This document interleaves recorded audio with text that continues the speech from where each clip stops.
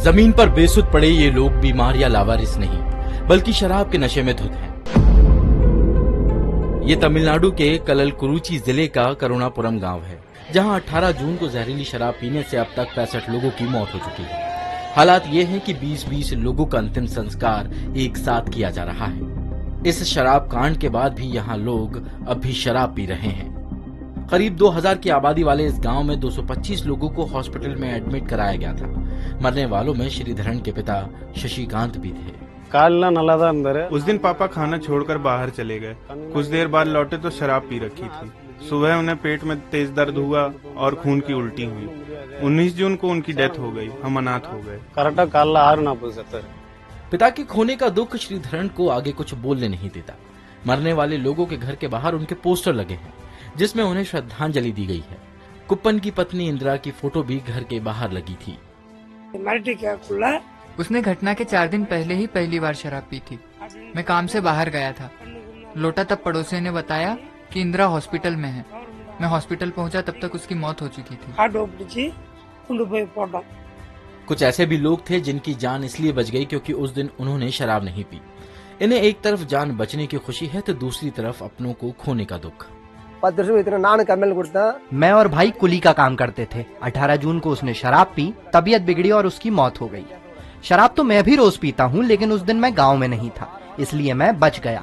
हम सालों से यही शराब पी रहे हैं, पता नहीं कैसे ये जहर बन गई।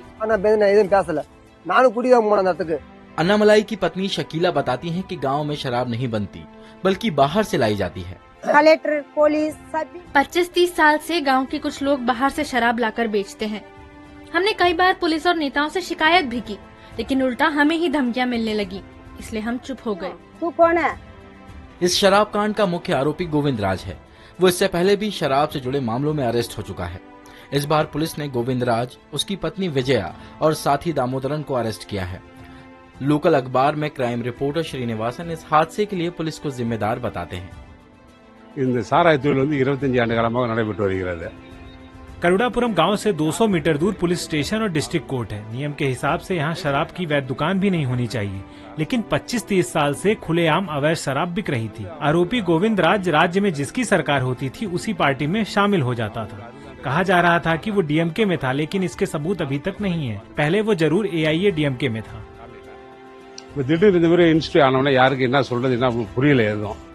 मामले की गंभीरता को देखते हुए तमिलनाडु सरकार ने केस की जांच CBCID को सौंप दी है। गांव में मौजूद एक अधिकारी ने पहचान छुपाते हुए दैनिक भास्कर को बताया कि यहां शराब की सबसे ज्यादा बिक्री सुबह 5 से 7 बजे के बीच होती है। लोग शराब सुबह चाय की तरह पीते हैं। इसके बाद हम आरोपी के घर के नजदीक पहुंचे और पड़ोसी बरकत से बात की। वो बेचते 10 पाव। गोविंद राज का परिवार गांव में 30 साल से शराब बेच रहा है।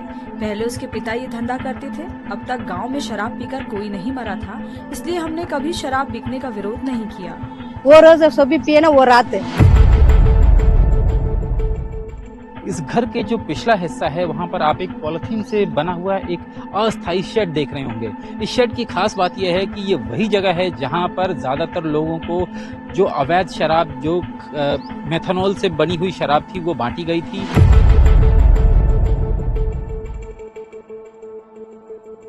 पीछे जो ये सफेद रंग का मकान देख रहे हैं वो इस केस के मुख्य आरोपी का घर है।